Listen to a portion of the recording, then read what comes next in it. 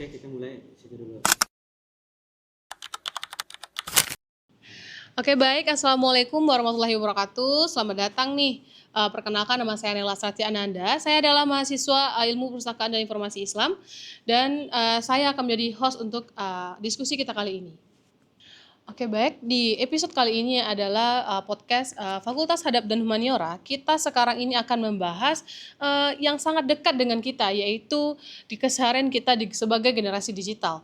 Nah, yaitu bagaimana ilmu-ilmu humaniora menghadapi tantangan di tengah pesatnya perkembangan teknologi, khususnya kecerdasan buatan atau artificial intelligence. Nah, atau yang biasa kita sebut yaitu AI. Nah, untuk mengulik topik ini lebih dalam, saya kedatangan tamu istimewa nih. Oke, selamat pagi Bapak.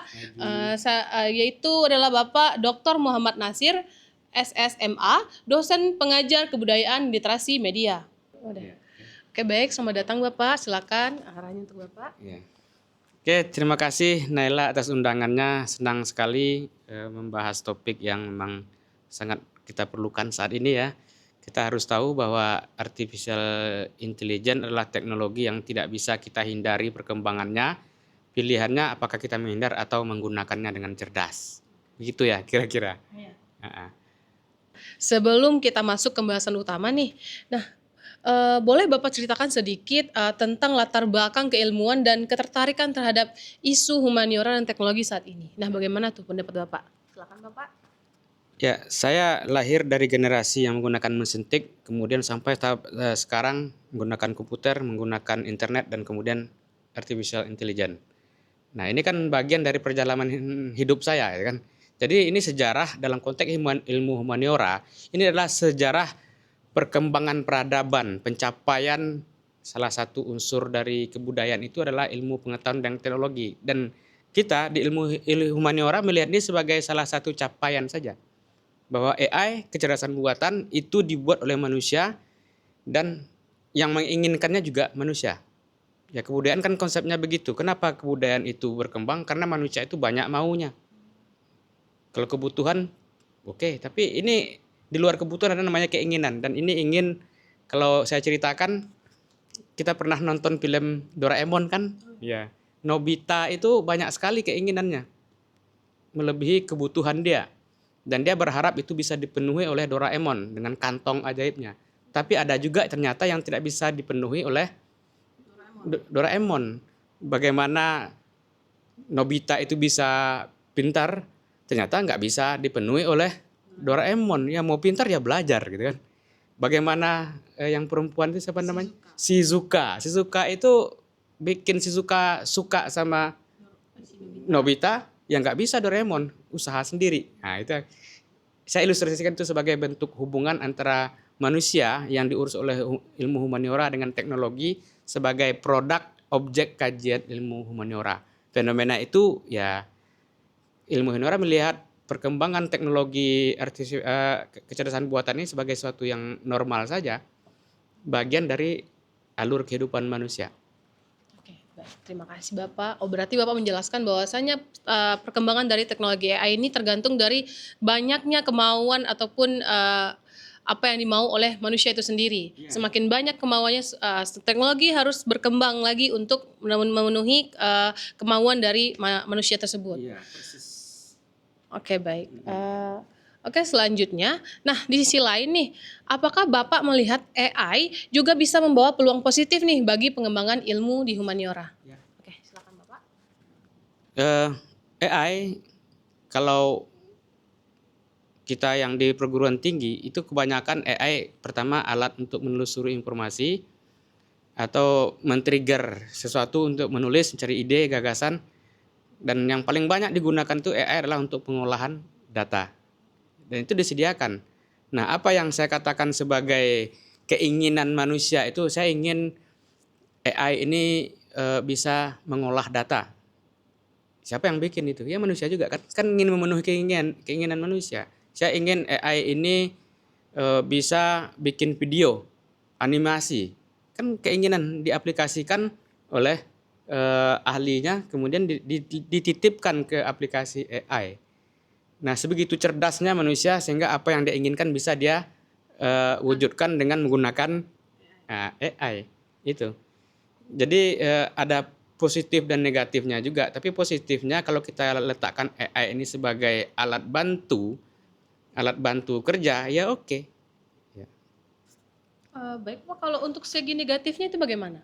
Negatifnya, Iya, oke silakan. ya, negatifnya ini ya kalau dalam ilmunya orang UIN itu kan innamal a'malu binniat itu kan niatnya ngapain nih?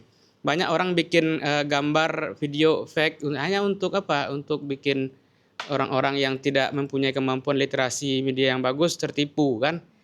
Itu kan niatnya yang salah siapa? Yang bikin AI-nya atau yang dia yang menggunakan AI untuk membuat gambar-gambar palsu seperti itu. Dan ini AI tantangannya negatifnya itu karena dia hidup di era disrupsi media, di zaman orang mulai apa namanya, ada yang naif begitu percaya kepada semua yang beredar di internet, dan ada juga yang tidak percaya sama sekali, jangan-jangan ini AI ya kan. Kita yang udah capek-capek ngomong serius, ini AI. Nah, kan negatifnya begitu. Negatifnya adalah ketika orang menyalahgunakan AI ini untuk niat-niat yang jahat, ya itu yang sisi negatifnya. Ya innamal a'malu binniat.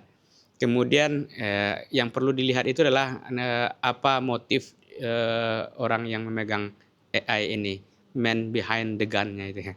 Oke. Oke, baik. Terima kasih Bapak. Oh, berarti sisi negatifnya itu tergantung dari pengguna dari AI tersebut, tergantung dari niatnya. Apakah ini hanya untuk membantu dia mencari data mungkin, atau ketika AI ini dianggap negatif ketika menggunakannya untuk menyebarkan informasi palsu atau membuat gambar ataupun video hoax untuk mengkelabui oleh kepada orang-orang awam gitu ya Pak. Oke, baik. Selanjutnya nih, bagaimana sebaiknya generasi muda, khususnya mahasiswa, menyikapi kehadiran AI agar tetap relevan di kritis saat ini? Ya. Oke Pak, terima kasih. Silakan Pak. Di kecakapan abad 21 itu, satu ada critical thinking, yang kedua ada creativity, yang ketiga ada kolaborasi, dan keempat ada komunikasi ya. Nah, kekhawatiran orang kan jangan-jangan gara-gara ada AI ini mahasiswa kehilangan kemampuan kritis. Jadi siapa yang akan kehilangan pemikiran kritis? Teorinya kan begini.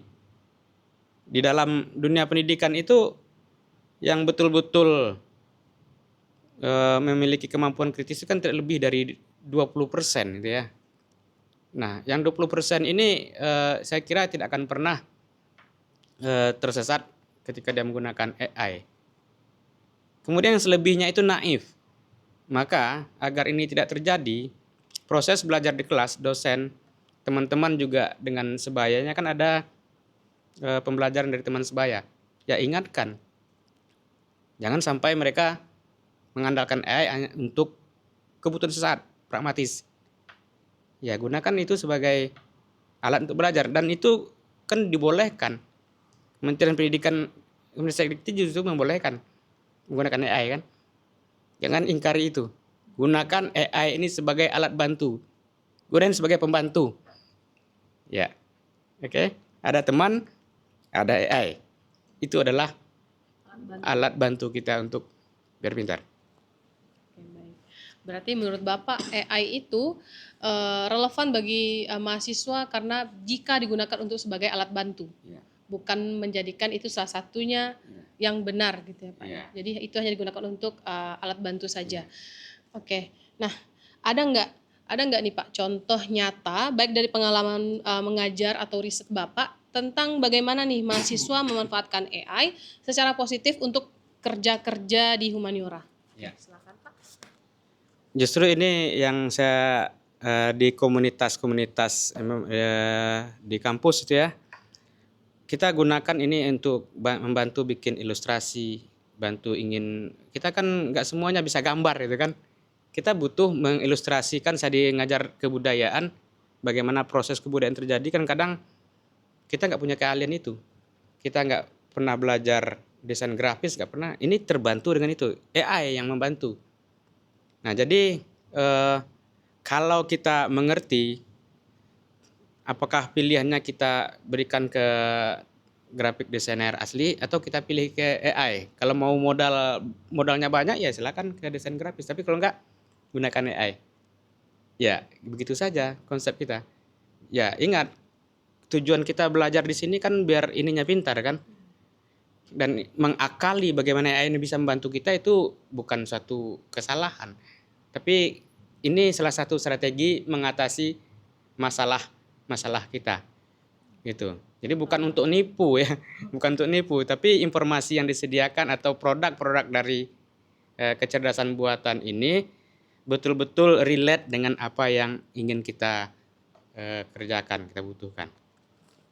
Bapak, berarti itu sesuai dengan ide yang dari kita. Ketika kita ingin minimalisir dana, ketika kita tidak mencukupi dana, kita bisa menggunakan AI untuk minimalisir dana. Nah, kalau misalkan kita mempunyai dana yang lebih, ya kita bisa melakukannya secara manual. Oke, baik. Nah, selanjutnya nih Pak, terakhir untuk bagian inti ini, menurut Bapak, bagaimana kita bisa menjaga nilai adab dan kemanusiaan di tengah masyarakat yang semakin tergantung terhadap AI? Oke, silakan Bapak. Bagi kita yang di perguruan tinggi itu, adab itu akan terbentuk sendiri ketika kita setia dengan ilmu kita. Ilmu kita punya metode ya. Metodenya itu pasti membuat kita selektif memilih sumber, kemudian punya tata cara sendiri untuk memverifikasi sumber, kemudian bagaimana menyajikannya. Kalau sudah seperti itu, adab dalam konteks akademik itu adalah ketika kita jujur secara ilmiah, secara akademik, kemudian setia kepada metode yang di ilmu kita, itu adab kita udah bagus sendiri itu ya. Karena ilmu itu juga akan membentuk adab. Nah, ketika ada yang mengatakan adab lebih tinggi dari ilmu gitu kan. Oke, dalam satu sisi mungkin itu dalam praktek keseharian, tetapi apa yang membentuknya?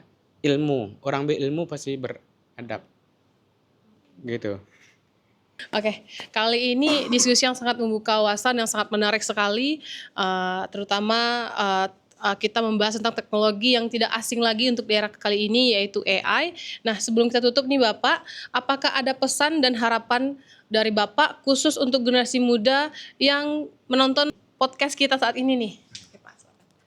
Ya, ada. Pertama, kita pesankan kepada generasi muda, jangan anti terhadap perkembangan teknologi, karena teknologi ini adalah produk kita juga. Yang kedua, artificial intelligence adalah kecerdasan buatan. Maka kecerdasan buatan ini jangan sampai mengalahkan kecerdasan asli. Maka sepintar-pintarnya AI, maka penggunanya juga harus lebih pintar kepada itu dari AI. Seperti kita punya smartphone, jangan lebih cerdas smartphone-nya daripada orang yang menggunakannya. Smartphone yang cerdas akan berguna di tangan orang yang cerdas. AI yang cerdas itu juga akan semakin lebih berguna di tangan generasi yang cerdas. Kalian bukan mesin, karena ada manusia, maka yang akan masuk surga itu adalah manusia, bukan AI. Demikian, terima kasih. Oke, baik. Sangat menarik sekali Bapak. Oke, terima kasih banyak Bapak atas waktunya dan ilmu yang dibagikan untuk hari ini. Semoga diskusi kita kali ini membuka kesadaran kita semua, generasi muda, untuk menyikapi perkembangan teknologi dan AI secara bijak nih, tanpa kehilangan nilai-nilai kemanusiaan dan adab. Nah, semoga apa yang kami sajikan dalam podcast kali ini dapat diambil manfaatnya bagi kita semua. Assalamualaikum warahmatullahi wabarakatuh.